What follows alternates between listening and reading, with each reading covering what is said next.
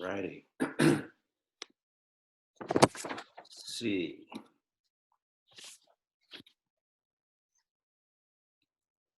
Actually, I need to share my screen again and pull up my PowerPoint. Let's see. There we go.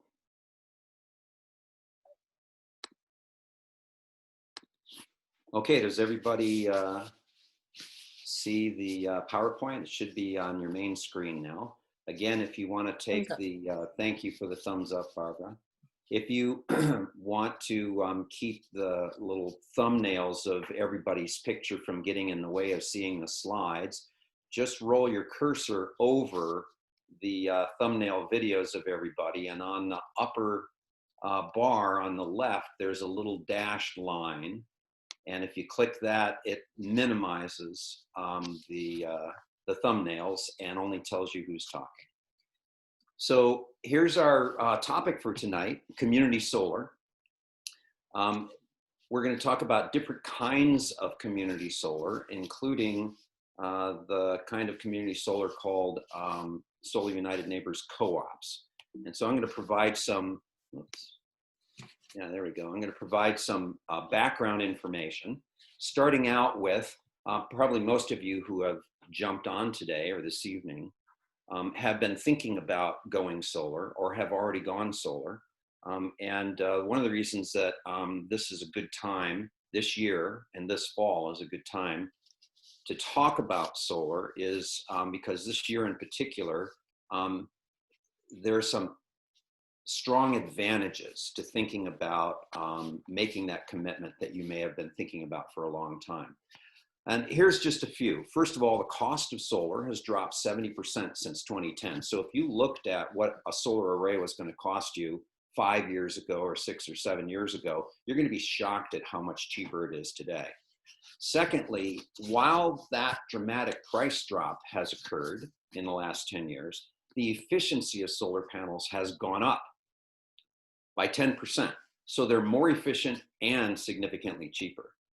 Similarly, the cost of lithium-ion batteries that you can now use for battery storage instead of the deep cycle lead acid batteries, that cost of those lithium-ion batteries has dropped by 90% since 2010. So if you were looking at battery storage even 3 years ago, you're going to be shocked at how much more affordable it has become. One of the reasons that the cost of battery storage has dropped by so much is because the energy density available in lithium-ion batteries has tripled since 2010. That is 3 times as much energy storage for the same size and weight of battery. That's pretty remarkable technological innovation. And then finally, we've had the benefit of what's called the investment tax credit, ITC. I call it the solar tax credit because nobody knows what an ITC stands for unless you're in the business. And that tax credit has been around, Bret could probably tell us, 10, 15 years at least. And until last year or through last year, you could get 30% of the cost of a solar system written off on your taxes as a tax credit, not a business expense, but an actual credit against your taxes when you do your taxes in April of the following year.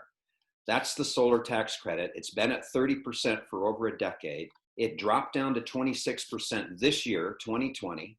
It drops down again to 22% next year, and then it goes away entirely for residential solar arrays in 2022. So if you want to take a quarter of the cost of your solar system off on your taxes the following year, you need to make a commitment this year or next year, or you're going to lose that opportunity to have a rebate basically on a quarter of the cost of your system.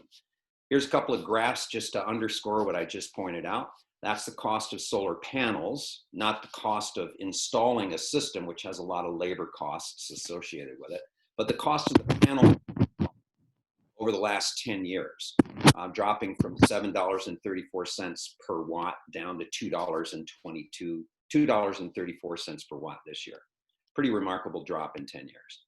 This is the drop in lithium-ion battery prices per kilowatt hour of storage since 2010, and you can see how much more remarkable that drop is. This is a graphic display of the increase in battery cell energy density since 2010.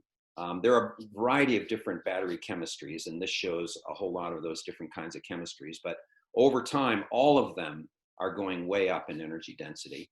And this is, again, the solar tax credit that I mentioned, what it was in 2019, dropped to 26% this year, 22% in 2021. And in 2022, the only people who can take any tax credit are commercial and utility scale arrays, and they only get 10%. Residential homeowners get nothing. So good reason to make the plunge and go solar either this year or next year. One final reason that I think is important, until just the last year or two, solar has been more expensive than the energy that you can get from your utility company. Utility companies try to keep rates as low as they can, and they encourage consumption to try to, get quantity, to sell a large amount in order to get a low return margin. And going solar has been more expensive than getting energy from your utility company. But sometime last year, in a number of markets around the country, particularly in high electric rate markets like California and New York, the cost of solar is actually cheaper than the energy you buy from your utility company. And it's almost in almost every market this year, and by next year, it'll definitely be unquestionably cheaper, or as cheap, to get solar plus battery storage. Not solar alone, but solar plus some storage. Will cost you about the same as you're paying for Columbus Electric if you average the costs over 10 or 15 years. Now, most solar arrays are warranted for 20 years. So if you put a solar system on, you're gonna have it functioning extremely well for you for a good couple of decades.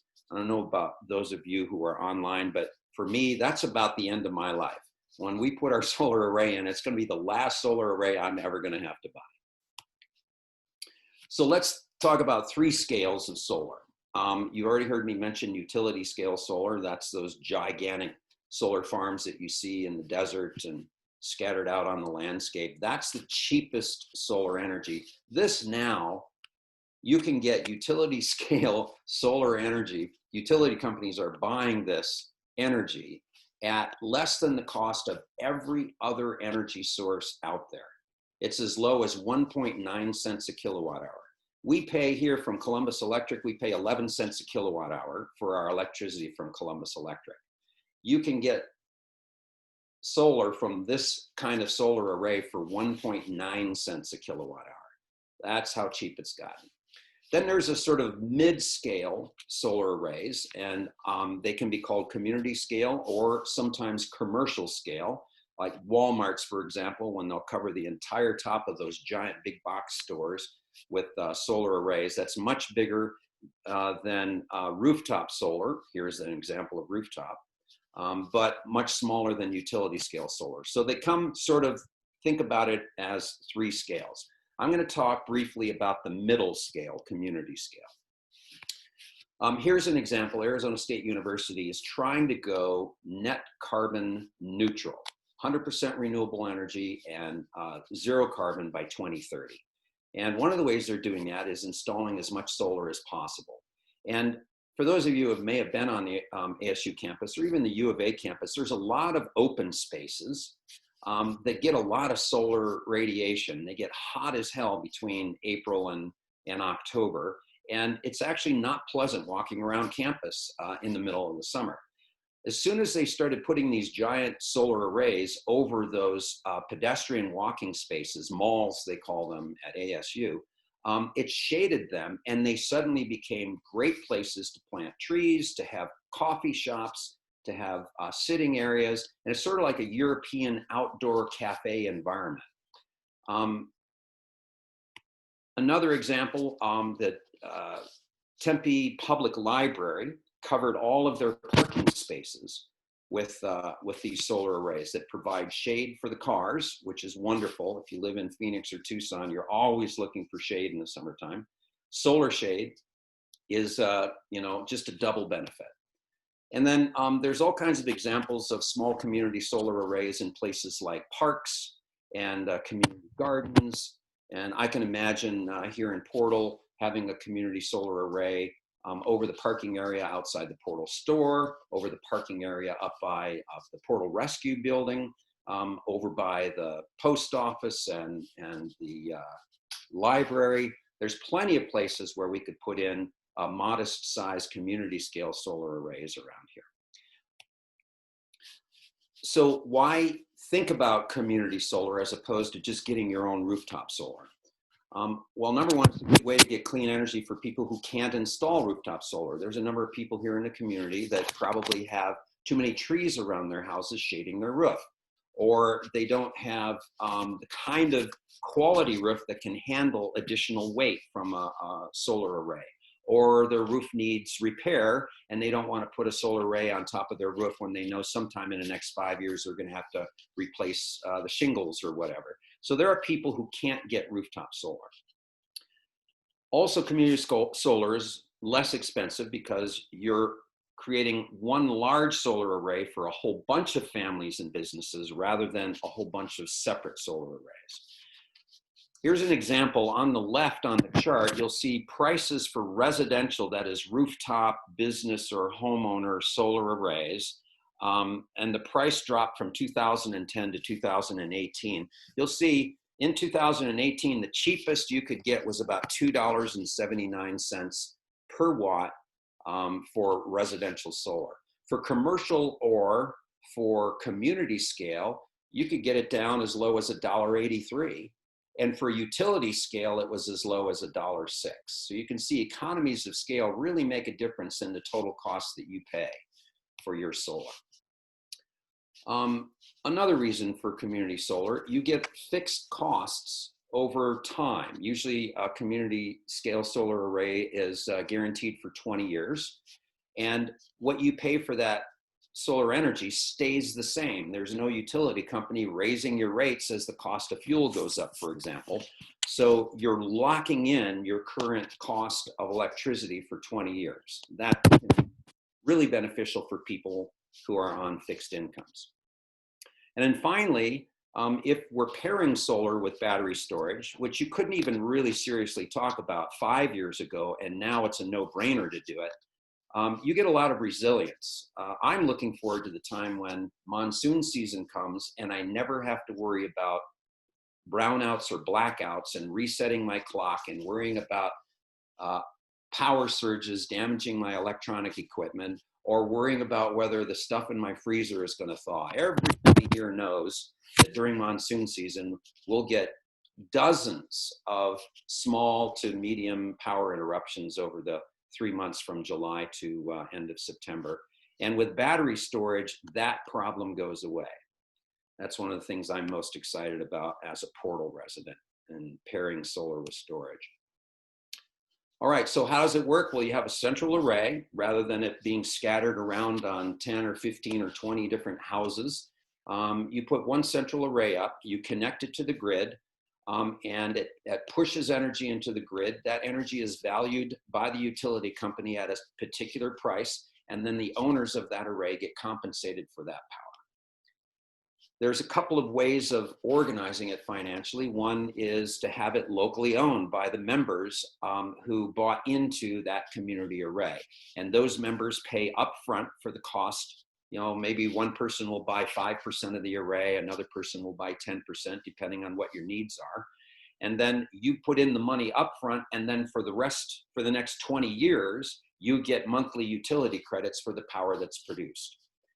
Another way that doesn't require upfront financing is to have a third party build and maintain the array, and you contract for a specific amount of power from that array, from that third party. Then you'll get a utility credit for that amount of energy that's produced by the solar array, and that reduces your utility bill. And in turn, instead of paying upfront for your portion of it, you pay a fixed monthly charge, usually over a 10 or a 15-year contract. It could even be a 20-year contract. And the amount that you pay monthly is, along with the residue of what you owe the utility company, usually equals or is less than what you would have paid the utility company in the first place, plus you're getting solar. So that's two different ways of doing a community solar project. You can bring down the costs even further for community solar with a variety of federal grants that are available, low interest loans that are available for rural solar and rural residents and electric co-ops. And then there's also some foundation money that's available. I know, not sure who it was, somebody in the community was just telling me recently, maybe it was Peter Wasser, that the Arizona Community Foundation, Southeast Arizona Community Foundation, might be interested in providing some funds to help get low and moderate and fixed income homeowners access to solar electricity with some modest grants to help bring down the costs. So there's lots of ways of trying to put this sort of stuff together. Over the next year or two, I'm going to be talking a little bit more about trying to develop an option for a community solar array. It's going to require some collaboration with Columbus Electric Co-op because they'll need to be able to tie in a much larger array than just a rooftop array.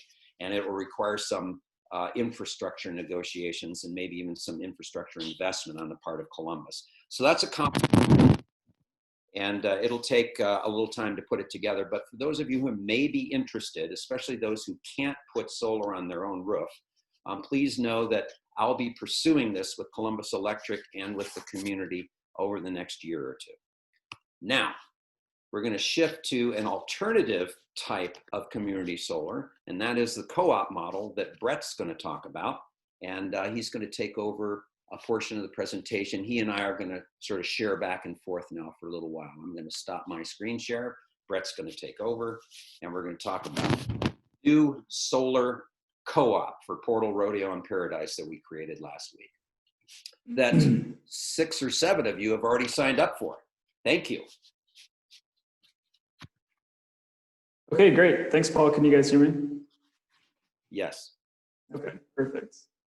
So I'm just going to introduce Solar United Neighbors to you all a little bit more, since I'm sure most folks have not heard of us before. We're new to Arizona, but we've been doing this kind of work across the country for the last dozen years.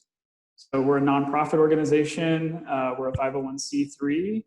We're based in Washington, D.C., but I live here in Arizona. And we are building a new energy system using rooftop solar as one of the cornerstones. Our mission is to help people go solar, join together, and fight for their energy rights. These are the 12 states that we're active in. Arizona launched the program here in May of 2019. And we've done 3 different solar co-ops that have helped about 100 homeowners go solar since that time, and we're excited to be working with you all. Just to get a sense of scale, what we've done since Solar United Neighbors started as an organization in 2007, we've done 250 solar co-ops that have helped almost 5,000 homes install solar. That's come out to 40 megawatts of installed solar capacity. Those programs have led to $103 million in solar purchases, and but throughout their lifetime will lead to $163 million in energy savings for folks that would purchase those systems, and then 1.2 billion pounds of lifetime carbon offsets for the solar that's been installed just through our co-ops.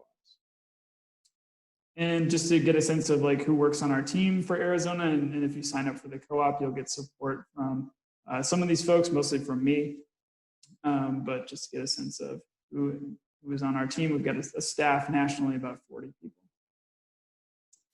And this is the website that we're using for the for this co-op. So you can go to solarunitedneighbors.org/Portal-Rodeo. If you want to learn more, you can click the Join the Co-op button and sign up there. Like Paul said, we've gotten 6 households that have signed up so far, which is really exciting. And I've known Paul for years at this point, from his work at ASU and SRP, and so was really excited for him to ask me if we would be interested in doing a program like this in the community. And so we're excited to do that. And I'll talk a little bit more about how the co-op kind of works in a minute. I'm going to pass it back over to Paul to talk a little bit more about sort of the ins and outs specifically of solar technology. Part of the presentation that we typically give is just the basic, we call Solar 101. So like, how does it attach to your home? What is the equipment that's needed? So I'll have Paul take it over for this section.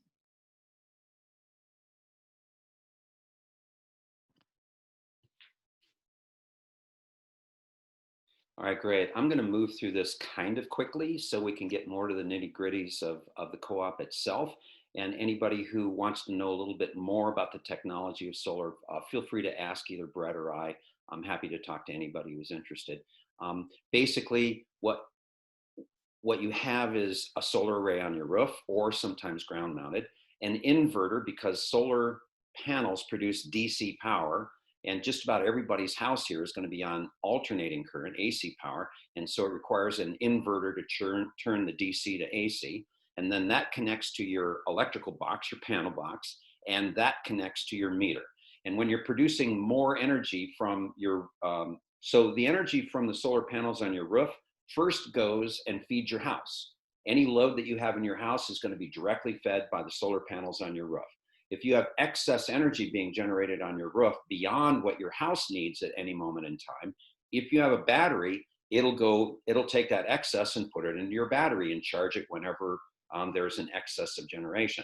Once your battery is full, then it will send it back into the grid.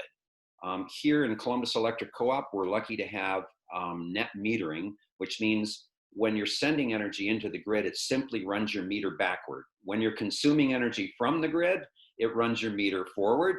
And when you're pushing energy back into the grid, it runs your meter backward. And at the end of the month, they read what the net is, the net of your production versus your consumption. All right, next slide. Couple of technology or terminology that you should know about. Kilowatts is what is the amount of energy that the panels are producing, and a typical rooftop solar array will be sized at probably at least 3 kilowatt is a pretty small system nowadays, and 10 or 12 kilowatts is a pretty large system. And most people around here probably only need 5 to 8 kilowatt solar array. Kilowatt hours is how we measure the amount of energy you're consuming. So back in the old days when we all had incandescent light bulbs, a typical bright light bulb was 100 watts. So 10 100-watt light bulbs draws a kilowatt of energy. If you have those 10 light bulbs on for an hour, you're consuming 1 kilowatt hour of energy. So those are the two key things when you're talking about solar panels. Your solar provider is going to ask you how many kilowatt hours a month do you consume? And that's how they're going to figure out what size array that you need to have. And your array will be sized in kilowatts. All right, next. If you have a rooftop array, they're going to have to attach some racking to your roof. 20 years ago, the technology for racking was not very good, and there were problems with leakage, and those problems have almost entirely been fixed. If you work with a good solar installer company, there's super high-tech, super resilient racking systems that pretty much guarantee no roof leaks. But keep this in mind. Go back one. If these solar arrays are good for 20 years, no roof tends to be good for 20 years. So before you decide to put a solar array on your roof, figure out how much longer your roof is going to last. And if you know that you're going to need to replace that roof in the next 5 to 10 years, you might want to think twice about adding a solar array, because when it's time to replace that roof, you have to take all of the solar panels off and all of the racking, then replace the roof, then put everything back on.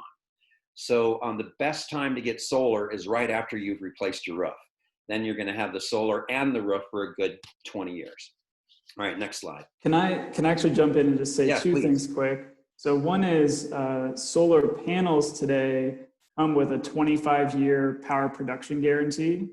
And so that warranty will come from the manufacturer, and it'll guarantee a certain level of power production in year 25 that the panel produces in year 1. And so you're going to at least have that panel warranted for 25 years. And then another warranty that you'll get from the solar installation company yourself, and this will kind of come through the bidding process too, is a labor warranty. So typically those are 2 to 10 years, and those will cover the roof penetrations in case you have a leak or something like that. If it's still under warranty, they'll come back and fix it. Excellent. So if you decide your roof is too shaded or it's going to need to be replaced too soon, there's always a ground mount option. Shelley and Ann here in Portal have a ground mount system, and so does Bob and Marcia Rodriguez. So this is definitely an option. Sometimes the mounting structure can be a little bit expensive, but then you don't have to worry about penetrations on your roof or any of that other. Next. So you generally want to have a south exposure on your roof or on your ground mount. Your panels will be angled a little bit so that during the spring and fall and winter, the sun is shining as directly on them as possible. We get enough daylight and sun in the summer that it doesn't, need to be, your angle doesn't need to change. The best, cheapest way to install your solar is to have it fixed facing south with a slight angle. You can, if you get a ground mount array, you can have it track the sun, but then that's a little more expensive. You'll get higher production from your panels, but you're paying more. And any moving part has a potential to break down. My feeling is get a few more solar panels and have them fixed mounted and not have to worry about the mechanics of a tracking system that can, if your tracking system stops working, then you're SOL. So I'm not a big fan of tracking systems, but that is a way to get higher efficiency. Next.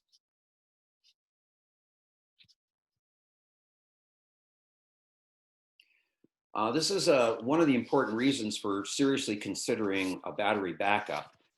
For safety reasons, if there's a power outage and you only have solar panels, but you don't have battery backup, when there's a power outage on the grid, they have to send workers out to work on the lines. They cannot have electricity going into the grid when they have people working on the lines. So if there are a lot of people with solar panels and the electricity goes out, those panels are going to be sending power into the grid and make it dangerous for the workers trying to get the power back on. So it's set up, when they set this up,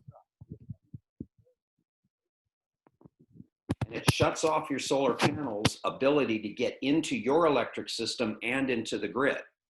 And so if you only have solar and the power goes down, you lose your power. Even though your solar panels are producing energy, you can't use it unless you have battery backup. Then there's a way of arranging that electrically so that when the grid goes down, your house is still being, you're segregated from the grid and you can still use your solar energy and your battery. I don't think you can, unless somebody knows some new technology, generally, if you only have solar, you're still gonna, when the grid goes down. All right, so you might want battery storage for that reason that I just explained, if you have frequent utility outages. Also, if there's certain medical equipment at home that you can't afford to not have working. A lot of people used to just get a generator, but having solar plus a battery backup is going to keep your refrigerator on, going to keep your medicine cool, going to keep your CPAP machines functioning. That's another reason to sort of consider it. And then, of course, what happens if there's a nuclear war? I don't think there's going to be one. But emergency disaster preparedness, we could have another Hurricane Odile. Linda was out of power for 3 days during Hurricane Odile.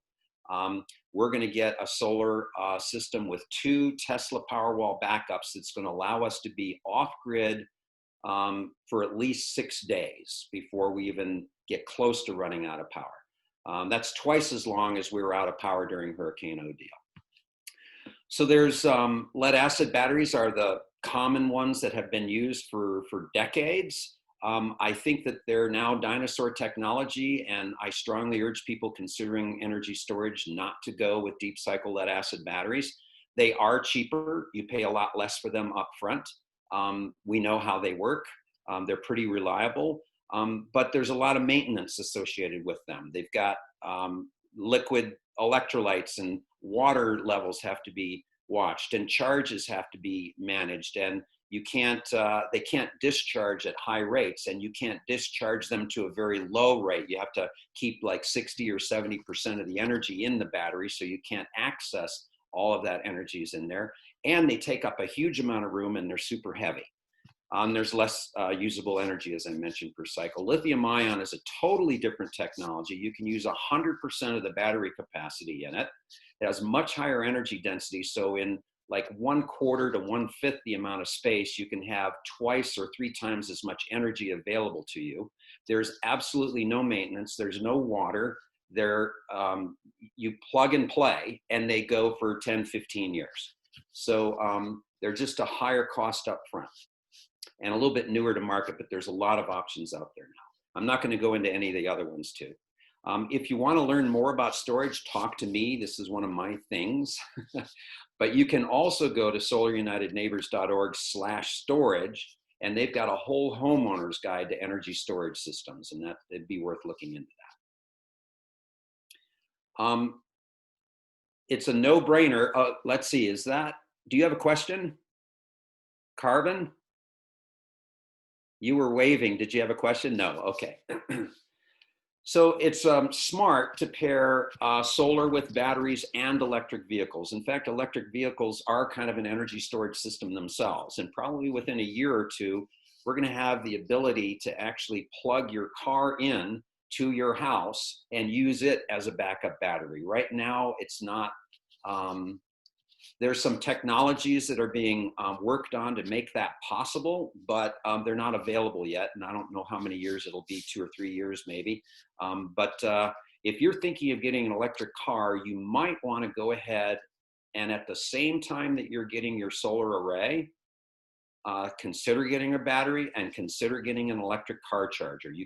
The same installer can do all 3 of those, and they pair beautifully together. In another 5 to 10 years, everybody is going to have solar, batteries, and electric cars and chargers. And so you might as well be out front and be ready for it when it's about the only trend you can have. I think right now only about 5% of the cars being sold are electric here in the United States. In 10 years, only 5% of the cars being sold are going to be internal combustion. So the change is coming. Might as well be ready for it. I'm not going to go into any of the details about EV chargers. Contact me if you want to know. So one question, if you do, go back one slide.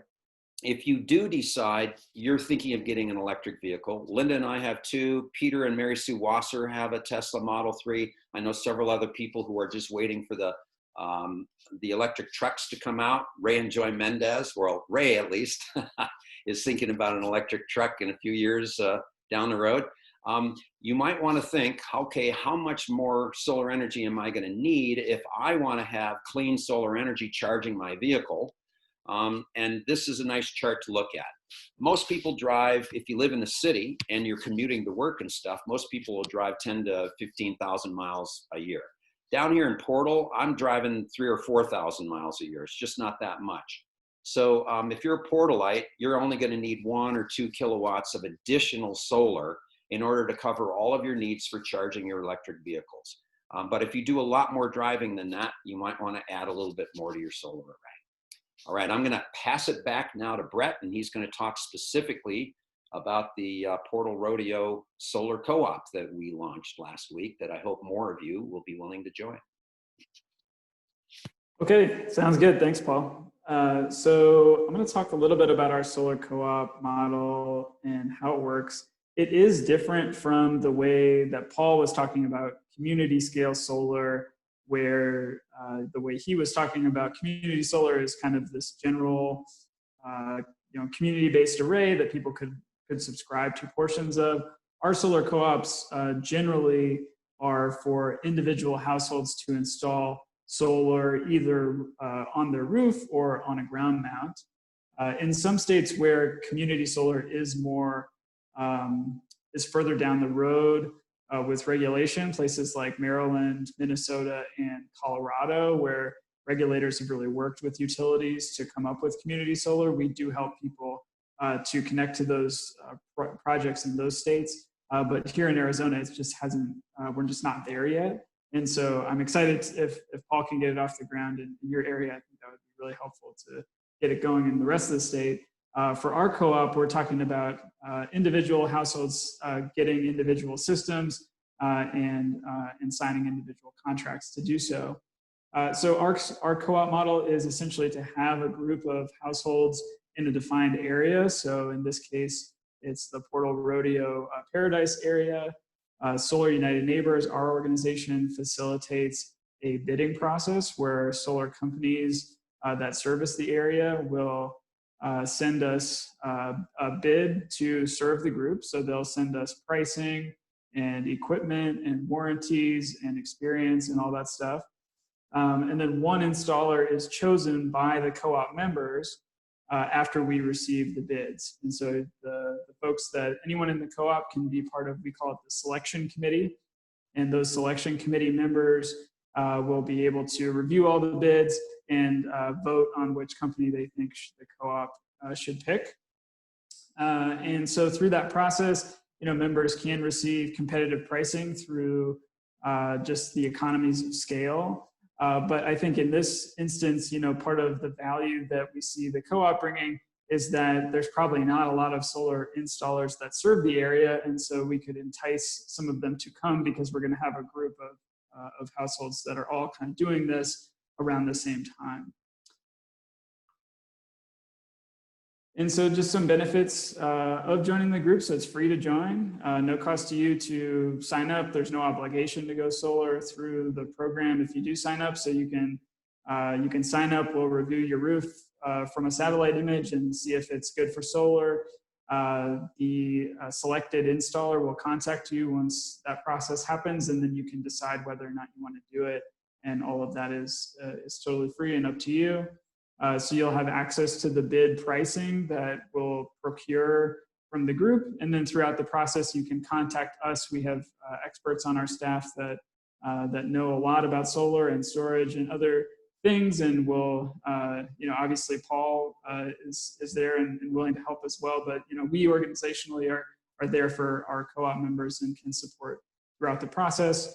And then we like to, connect folks around solar technology in their communities and throughout the state, and make sure people have a space and a forum to say, hey, my inverter seems to be a little weird today. Do you have any tips or something else? Obviously you can contact your installation company about that, but sometimes it's helpful to know others that are familiar with the technology and are your neighbors. So just a quick example of a recent co-op that we did in Tucson. We opened a co-op in June. We partnered with a number of local organizations in the Tucson area to get the word out. We got an article published in the Daily Star, and we ended up getting, over the course of 2 months, 167 households to sign up for the co-op in Tucson. And 62 of them at this point are going solar. And we're going to install 442 kilowatts of solar through that program. So really successful program that we just did in Tucson, kind of onto the next phase there. This is the general outline of how the co-op works. So the first step is to sign up. The second step is to learn a little bit more like you're doing now, and then help us to grow the group. So if you have other neighbors that are not on this Zoom call that you think might be interested, please forward it along to them and see if they want to sign up. And then once we reach, this is 30, I think for this group, it'll be smaller. But once we reach kind of a threshold, we will issue the bidding request to installers, and then we'll meet as a group and facilitate that meeting and have folks vote to decide which company to choose. And from there, the company will contact everyone that's signed up, offer them individual proposals based on the co-op pricing that was procured. And then at that point, you can decide to sign a contract or not. And then this is in the next slide, but just to say as well, what's in it for our organization. We do get, the installer pays us a fee for every signed contract. And we ask them to build that into the co-op pricing for co-op members. So, and then you'll install the system. So just to reiterate, the co-op members are the ones that choose the company. We look at price, equipment offered, types of warranties. So often there'll be like a labor warranty that varies by company. We look at kind of where the companies are located, what their experience level is, and then the installer fee is $600 per signed contract. That comes from the company. It doesn't come from the co-op member. And again, it's free to join the co-op and just get information. Just to say about, we're obviously in the middle of the pandemic, so folks are dealing with this in different ways. We've moved all of our stuff online, so I'm doing a lot of these Zoom meetings anyway. Solar itself can be pretty much purchased and installed with little to no contact. Most companies are doing virtual meetings with folks if you want, or come out and meet you with a mask in your yard. Throughout the kind of shutdowns and things, Arizona and New Mexico installers have been allowed to operate, and then we kind of ask folks what they're doing around this, and most folks actually have a thing on their website about what they're doing. So I'm going to cover a little bit about economics, and Paul did do a really good job, so I'll kind of breeze through some of this quickly and get to some more specific information. But the price of solar has really fallen over time. And then we, in this chart, have looked at the average co-op pricing with the average price per watt nationally. And so typically our co-ops have gotten 15 to 20% less, but it does vary by area. So, there might be, we may not see a significant discount for a group in Portal if the company has to, travel a certain ways or something like that, but they may come if they wouldn't otherwise come. So just some data on that. Paul explained this as well, but the federal solar tax credit is decreasing. So if you get your system installed, at this point, this group's probably likely to get it installed next year. And so you would be able to get the 22% tax credit. If you would get it installed in 2022, there would be 0% tax credit unless it gets extended again by Congress. And then the states have incentives as well. So depending which side of the border you're on, Arizona has a state solar tax credit that's worth up to $1,000. And then in New Mexico, there's a state solar tax credit that's worth up to $6,000. But it's the New Mexico credit is 10% of the system size, system cost. And I believe in New Mexico, it's a limited pot of money that's first come, first served. So I'm not sure how many folks are on the sort of Portal side, but couple of differences there. And there's a couple of differences in the rates that I'll point out as well. Just quickly. So as far as the Columbus Electric Co-op, and Paul, feel free to weigh in on some stuff here, but net metering is offered to Columbus Electric Co-op members. And so that's that process that Paul was talking about earlier.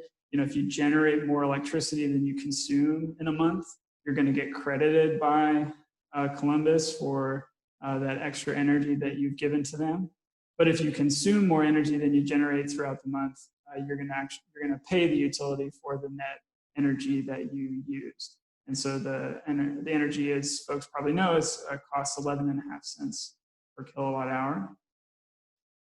There are slight differences between how the utility treats customers in Arizona and treats customers in New Mexico. So I don't want to get too complicated here, but this is it's like a real world example, so folks can kind of see how this works. Let's say you used 1,000 kilowatt hours in a month from Columbus, but you generated 1,200 from your solar. So you're going to have 200 net kilowatts of generation. In Arizona, there's a $20 a month service charge, so you'll never pay less than 20 a month. And then that 200 a month or 200 kilowatt hours that you have net is just like a rollover on your cell phone bill. It'll roll over to your next month, and throughout the year, those will add up. And if you use a little bit more, it'll sort of take from that. And then every September, the utility will credit you 2.7 cents for every kilowatt hour that you have left over annually. So it's called an annual true up in the sort of the industry speak, but that's how it works on the Arizona side. a little different on the New Mexico side. And again, if this is too complicated, don't worry about it. We can answer any questions and you'll see it on your bill much later on.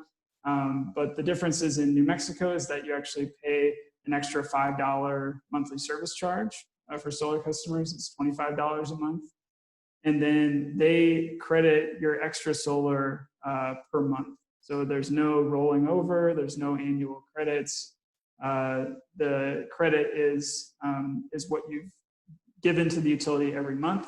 So in this example, you have a $25 monthly charge, and then you would get a $5.47 credit for an extra 200 kilowatt hours. So you'd be paying a little less, a little more than $19 for that monthly service.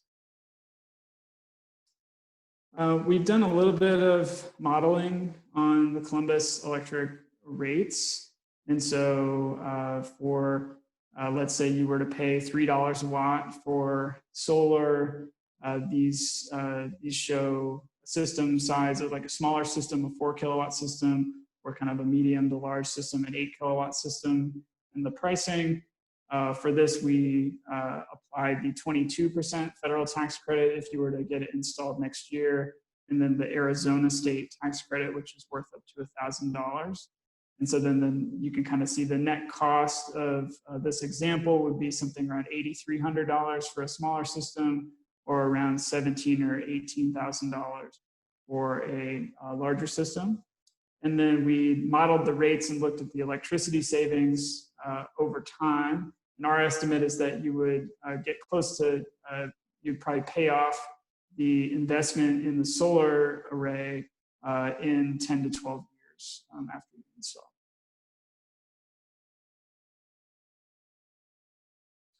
Brett, can I come in for just a second?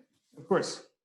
I just remembered, I forgot to point out that when you pair battery storage with your solar system, you're allowed to take the investment tax credit, the solar tax credit, can be applied to the batteries too. So if in this example here, you're getting a smaller 4 kW system, it's $12,000 for the solar panels. It'd be, say, another $8,000 for a 13 kilowatt hour battery storage. That $18,000, you take the 22% tax credit on the entire amount, including the battery. So again, it's another reason to get solar now is to take advantage of what's left of the tax credit, and another reason to get battery paired with it, because you can take that same tax credit on the battery too if it's paired with your solar. Exactly. Okay, I've got like 3 really quick slides to wrap this up. I really appreciate everybody's time, and hopefully this was interesting. So again, you can sign up for the solar co-op at this address, solarunitedneighbors.org/Portal-Rodeo. If you want to join our Facebook group, that's kind of where we're connecting folks throughout our Arizona network. It's Solar United Neighbors of Arizona, our Facebook group. And then if we did have any installers get on this webinar, you can get on our list to receive requests for proposals at this space on our website. And that's it. My email's there. So I'm going to stop sharing my screen, and then we can answer any questions that have come up. Thank you again, and thank you, Barbara, for hosting this. This is really great. Well, that was a wonderful presentation to both of you. Paul, you need to share that one slide.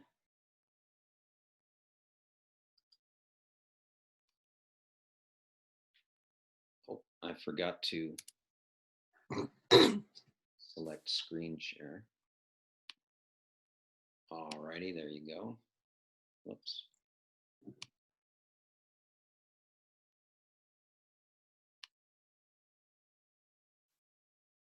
Right, that one? Yeah, that one. So if anybody didn't get to write that down during the presentation, there is the website for solarunitedneighbors.org/Portal-Rodeo, or you can go to Facebook and look for the Solar United Neighbors of Arizona, and so forth.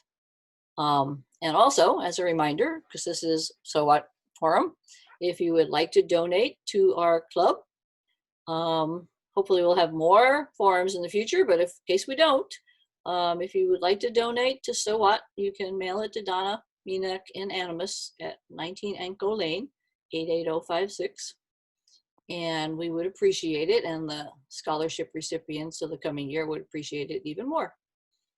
Right now, we didn't get very many questions through the chat. The only real question, actually, we've got 2 new signups during this, Bret and Paul. Carmen Wilson and Carolyn just signed up. And so that's great. The only question is, what happens if you already have an older system going into the grid? That came from Joy and Ray Mendez. I can take that. You can, solar panels are pretty much infinitely scalable. You can add new solar panels to an old solar system. Bob and Marcia Rodriguez did exactly that just this year. And they integrate without any problem whatsoever. So there's, you know, if anybody already has solar, but you'd like to get a little bit more, you're thinking of adding, like Bob and Marcia did, they added a new highly efficient mini split AC system, and they just needed a little bit more solar generation to cover it. And so they just added some more panels. And Bob, if you or Marcia want to jump in and let us know if you had any problems adding to your solar array or any other advice about that, you're welcome to step in here. Well, there were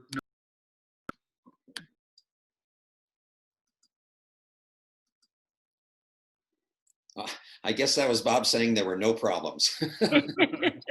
Hey, Paul, Yes. we contacted, because it was advertised on the internet, etc., several solar expansion and installation companies, and sort of not the co-op, but similar. And when I called them, they had one of their installer outfits, etc., call back, and when they called back 3 times, 3 different companies all said the same thing. We're not interested if you already have a solar array going into the grid. So we would have to do something totally separate. Can you speak to that? Well, my guess is that they didn't think you were going to be adding enough to make it worth their time. They never asked. So, Bob, did you you bought the panels and installed them yourself? Maybe that would be the difference between your situation and Ray and Joy's. Can you hear me? Yes. Yeah, I installed the panels myself, and then we worked with those same guys that Shelley and Ann had that were over on the other side of the range here. Bruce Hamburger. Bruce, and they were pretty easy to work with. So they let me do some of the work, and they hooked everything up. I did. Great. So yeah, I suppose we were just going to add a few panels to your existing array, Ray. Maybe they just thought they weren't going to make enough money to make it worthwhile. But if we have a co-op and that company that gets the bid, the winning bid, is coming out to do 10 or 15 or 20 people out here, my guess is you would be able to get an expansion to your array without a problem. But I guess we'd have to cross that bridge when we get there. I would say one thing about it is if you did sign up and then note that, and then we could include it in our RFP, the request for proposal, to the installation companies. And usually we note specific things and say, we have this many people interested in ground mount systems, we have this many people interested in rooftop, and we have so many people interested in adding solar onto their existing system. So we could make a note of that and we can ask a question that basically says, will you serve customers that have existing solar and add on to it as part of Right. bidding? For us, the foundational question, which was how much do you want to expand, was never asked. It was just, oh, you already have solar and you want to expand it? No, we're not interested. And so it's very different than I said, oh, I want to add 2 panels. And somebody said, now you're too Mickey Mouse. They never asked the question. How long ago was this? This is just a couple of months ago. Crazy. That's too bad. Well, there's One member of our co-op is already has all the solar panels that they need, and they're just interested in getting a good battery backup because their deep cycle batteries are going to be ready for replacement in another couple of years, and they know it's time to look at replacing them, and they've decided to go with lithium ion battery. And so they're not even going to be getting solar. They're only going to get a battery to go with their solar. So there'll be a lot of options for people. And I think that's good, Bret, that we're going to be able to include all of those specifications in the RFP so that providers will know what to expect. And by the way, Helen, so I already sent Bruce Hamburger's information to Bret to put him on the list of people who get the RFP. And Helen Snyder also connected me to Lighthouse Solar that does off-grid systems here in Cochise County. They're in Pierce, Arizona. And they said they were going to attend the presentation this evening. I didn't see them on here. But I've also sent their information to Bret. So if anybody out there, any of you on this Zoom event tonight, if you know solar installers in Arizona or New Mexico that would be willing to install in this area, please give Bret their name and contact information so that they can be sure to get the RFP. The more, people, the more companies we have bidding on this, the more likely that we'll get competitive bids, because if there's only one solar installer bidding, there's not going to be any competition. And we have one more question from Gordon Miller. Kind of goes along with what you were just talking about. Can you install a totally off-grid system in this co-op? Yes, you can. And just note it when you sign up. But we have had people do totally off-grid systems in other co-ops in other states. So we would just let the bidding companies know that we have people that are interested in that, and ask them what their experience level is with off-grid systems, especially if we have multiple folks that are interested in off-grid. But I know some companies, at least in the Tucson area, that do both types. So we may be talking to some of those folks too. If anybody else has a question, maybe you could raise your hand or unmute yourself. Laurie and Mark, you could just unmute yourself and ask that question verbally. Can you hear me? Yep. Okay. The question we have is, we're looking on here on the website, we're signing up, but I'm curious as to how this would work if we're interested in the what do they call it? The community co-op, the community solar, instead of having it on our property, on our roof or whatever, but the community one. I guess I'll answer that. Okay, thanks. This co-op is for individual ownership and not strictly community solar project. You'd have to wait until I could try to put together some opportunity that would require cooperation of a landowner with an appropriate site and cooperation of Columbus Electric Co-op. They'd have to be able to actually integrate. If we put, say, a 10 or a 20, a 100 or 200 kilowatt community centralized array somewhere, that amount of power would have to be able to be integrated into Columbus's distribution system. And they might have to add some infrastructure to make that happen. So if you're waiting for community solar, it's going to be a couple of years at least, if we can do it at all. I'm hopeful, but it's not going to happen anytime soon. Okay, thanks.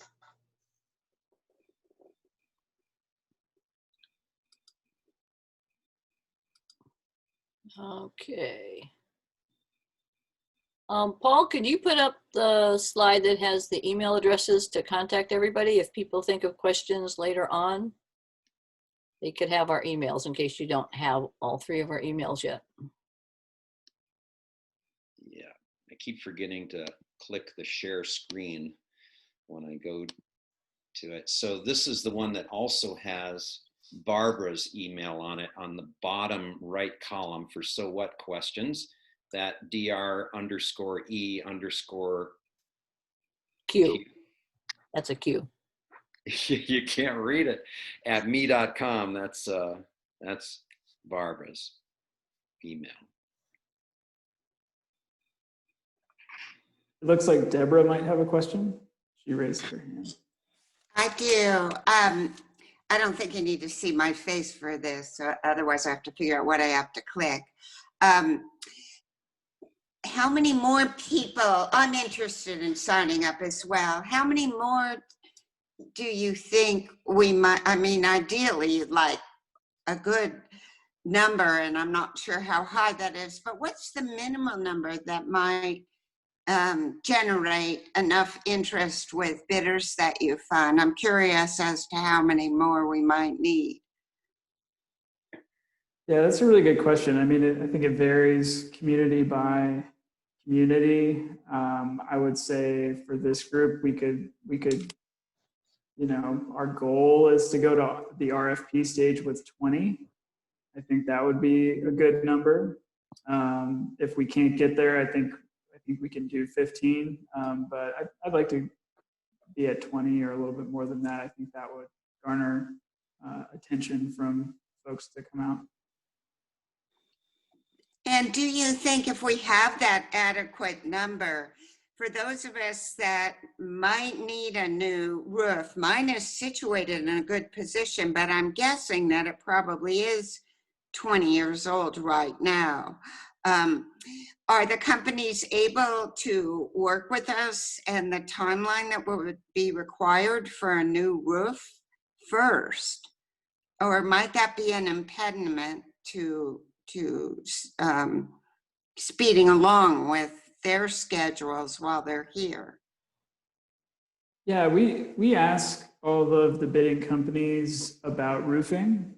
We ask them if they do roofing in-house or if they have a preferred contractor that they use. It may, you know, vary, you know, by the companies that serve your area on their answers, but we do ask them if they provide those services. Most, you know, a lot of solar companies started as roofing companies actually, and then sort of evolved into doing solar as part of their business. So it's pretty common for them to, you know, they will look at the roof and decide, you know, and basically tell you they would recommend roof replacement and have a process for that. So I don't think it would necessarily slow things down. That's something that that they will talk to you about throughout your communication with them. And one more little question. One of your slides said something, you just addressed the first of 3 points. The second one said something about a property tax exemption. Yeah, that's right. Both Arizona and New Mexico have a property tax exemption for solar installations. So while solar may increase your property value, it will not increase your tax liability in your assessment. And that's a state law. I see. Okay, thank you. There was a third point under that. Was that something that might be relevant to us, but I didn't get a chance to sketch it down in my notes? Yes, I'm sorry. I went quickly. The other point there was there's a sales tax exemption in both states right. as well. So sales tax doesn't apply to the cost of the solar installation. Wow, I didn't even know that. That's great. So you don't pay sales tax on your solar installation, and the county assessor can't come and say, oh, now your house is worth $20,000 extra more dollars, right, and your taxes are going. Neither of those will happen. Yeah, those are kind of sneaky benefits, but those are good. important ones. We have one more question on the chat. How much on average does it cost to do a ground mount compared to a roof mount?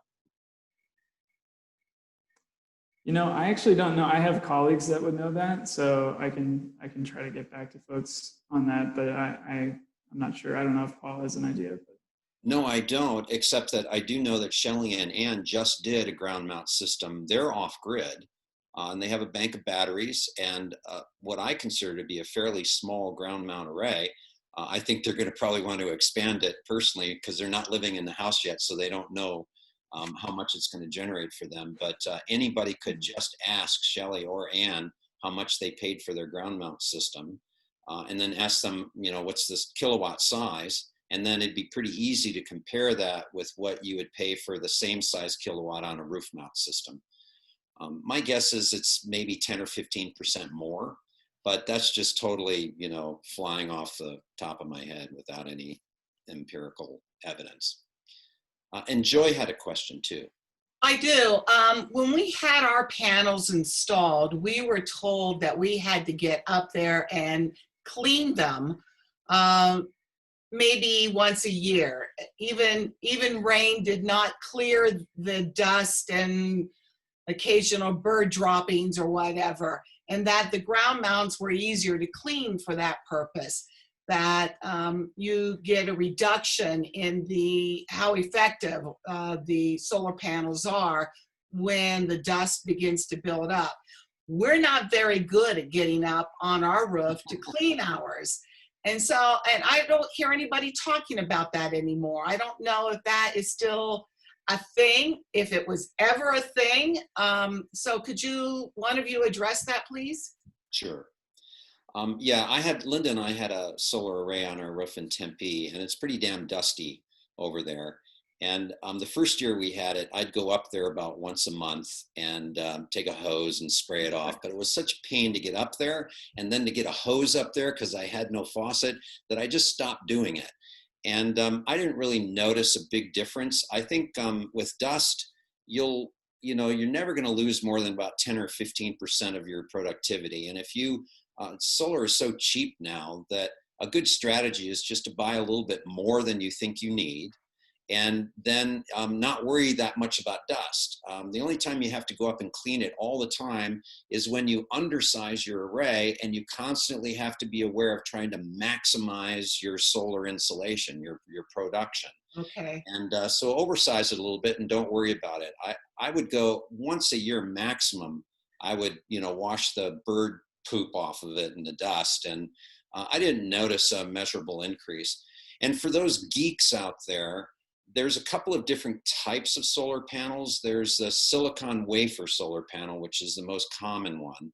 But there's also thin film solar that's a completely different chemistry. And it's sprayed on to a glass panel. And First Solar, headquartered in Tempe, is one of the top makers of thin film solar. They have slightly lower efficiency in converting sunlight to electricity than the silicon wafer ones, but they also perform better in heat and dust. So you might consider if you have, if you're out in the valley and there's a lot of heat and dust out in the, that San Simon Valley, you might consider asking for a bid for regular silicon wafer panels and a second bid for a thin film solar panel. And that might work well out here and for people who have hot climates and a lot of dust. Yes, there's Ray has a question. Yeah, a real short one. So when we put in our solar array, we were putting in a new bedroom. And so we looked at the electric load that was expected to be there. And we wanted it to be green. I did it for various reasons that we don't need to get into here. And so what we did was we looked at kilowatt hour usage that we had historically over a period of time. And then the solar array was designed to net out that amount of electric usage. So if you have a home and you're not going to go 100%, you'll be able, I'm assuming, and that's why I'm asking, I don't like doing that, which is how many panels do you need in order to give you an investment return over a period of time that makes sense versus just doing it because it feels good and your neighbors are doing it. Do you guys do those types of assessments so people can look at hard numbers? I mean, one of the things they told us, which proved to be true, which is our expenditure, our expected profit would remain the same, except if as electric costs went up, we would make a bigger profit because our cost to generate it wasn't going anywhere. So in your program, is that one of the things that you offer your co-op clients? We typically rely on the installers to do, because they're really good. This is their business, is to look at the energy production and provide proposals that match up with how you're going to net and what your budget is for the array.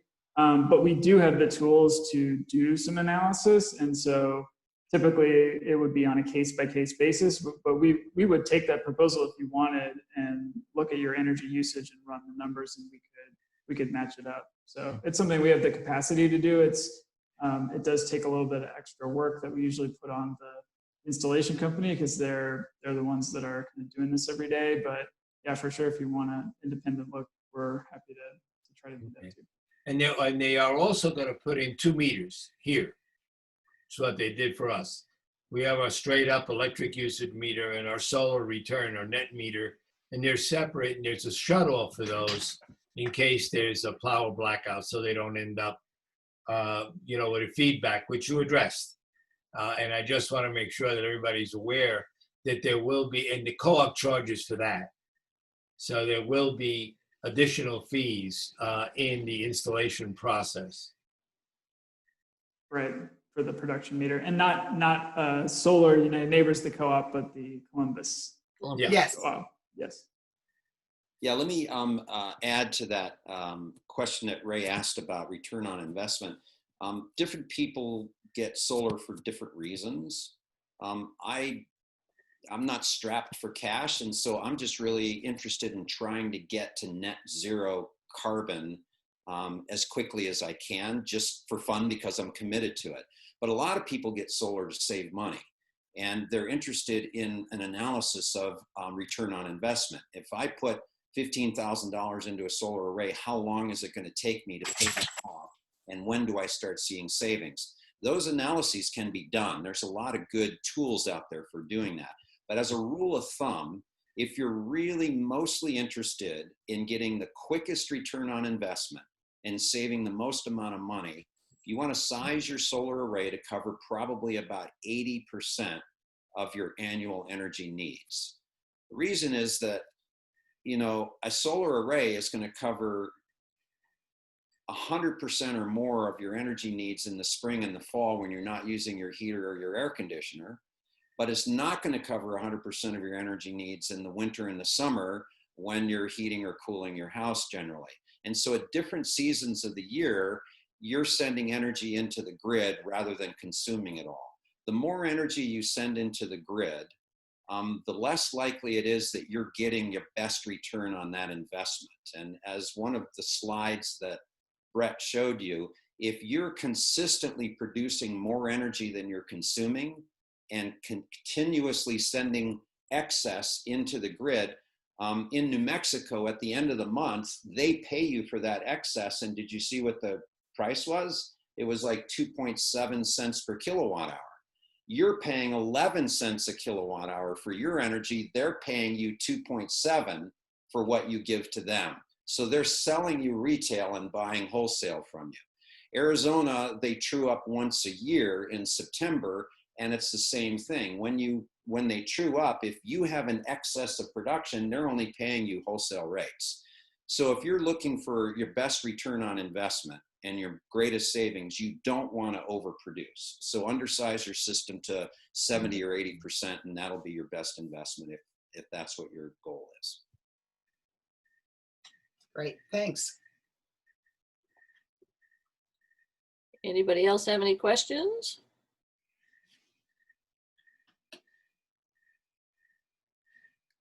Doesn't look like it. Well, I would like to thank Paul and Bret for their wonderful presentation and the answering of all of our questions. If you have any questions of either one of them, if you got their email address, you can email them. If you don't, you can email me or Paul and get Bret's address, or go to Solar United Neighbors / Portal-Rodeo and get the information there directly from Bret's website. So I think this was a success. Hopefully we can get some other presenters to be willing to follow in Paul and Bret's footsteps, be brave enough to do a Zoom presentation. It's something we can do when we're in the hall. So we ought to say thank you very much for your efforts. How Yes. nice. I Now, see- where are So the everyone, it's great cookies? to meet you. Now I want to know where the cookies are. and the, Thank you all Deborah. for joining. Deborah, you want to say something? Deborah had her hand up. I guess that was just from before. Yeah, Bret and I are so grateful for all of you being interested in solar and joining this presentation. It's so nice to see all of my neighbors here thinking about going clean energy. Thanks a lot. Well, thank you. And have a good night, everyone. Thank you. Thank you. Take care. Thanks. Bye-bye. Bye, Barbara. Bye. Thank you. Wow, watch everybody cascade off. Yeah. Hey, Rolf, good to see you. Yep. No, Diana was there. Never did see her face. Diana who? Hadley. No, really? Oh, yeah, she's right there next to you on my screen. Oh, there she is. Yeah. Wow, I hadn't seen her. Nope. She was talking about coming down the weekend at the end of the month, so we can hope. Mm-hmm. Well, I Thanks, think Bob. you guys did a great job. Thank you so much. The technology all worked. It was amazing. No glitches. I'm glad we prepped a little bit, but yes. I Yeah, think it was went good. very We well. prepped. I think our Yeah. prep really paid off. It went very smoothly. Yeah, it definitely did. Now I've been prepped to help some other future presenter to try to do something. Probably wouldn't be quite as technical as you guys, but anybody who can put a PowerPoint presentation together, we can do this. Yeah. So, Hey, Bret, can Thank you you very check and much. see how many people are in the co-op now? Yeah, I will. a whole bunch of people said they signed up while it I was going on. know. That's really exciting. Yeah. Okay, we have 9 members now. You'll probably have Right. 11 more to go. Yeah, you'll probably get Ron and I very soon. We're both on here, so we didn't do it. I'll come find you if you don't. Great. Hey, Okay. Bob, you're still on. Were you gonna say something?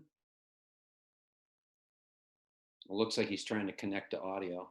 It's been saying that the whole time. I'm not sure. Maybe he's having trouble. Yeah, he was sitting over next to Marcia on another screen. So that may be where the sound was coming from. Okay, right. well, thank you. very much. Barbara, would you like to receive a weekly update of who signs up, or do you not want that? That would be Is that nice. something you do? Yeah, Okay. it would be nice to stay in touch that way. Uh-huh. Yeah, great. I'll make sure to add you to the update list. Okay. And Paul, you're getting those, right? Yeah, I think it's every Monday, right? Yeah. Okay. Great. I'll add you to that, Barbara, so you can see. Okay. You did a really nice job with your presentation. You have a nice, calm voice, and I think it was really effective. Well, I think both of you were very. I've had some practice, but you are very good, Paul, and years of teaching experience. Yeah. Well, I felt it's hard to lecture to a camera, and I was lecturing to my screen. I didn't even see anybody's faces because I had my PowerPoint up, and I always feel like I'm talking to myself, and it's just so weird. I just can't connect when I'm not, in front of people or seeing them on the video. So I felt very alienated. And if you think that it went well, then I'm glad to hear that, because it didn't feel like it to me. No, it went well. And probably most people were just looking at their screen, looking at the PowerPoint slides and stuff, and not looking at you, but your voice came over loud and clear, and it was strong. And Although I kept moving my screen or scratching my, I Yeah. got warnings both from Bret and from my wife, Linda, came running in. She says, there's all this scratching. You have to stop. yeah, I kept checking to see if somebody was unmuted, and it was always just you. It was me. I think I sort of tried to freeze myself and hold the computer, and I fidget with my hands when I'm talking. So that Yeah. was, So just stay away from the mouse. Or the, anyway, went tech great. word. Thanks so much. Thank you. Have a wonderful evening. Yeah, you too. Thanks a lot. And I hope we get a lot of signups, a lot more. We need 11 more. Let's go. Okay. Yeah. Sign them up. Right. Bye. Bye-bye. Bye.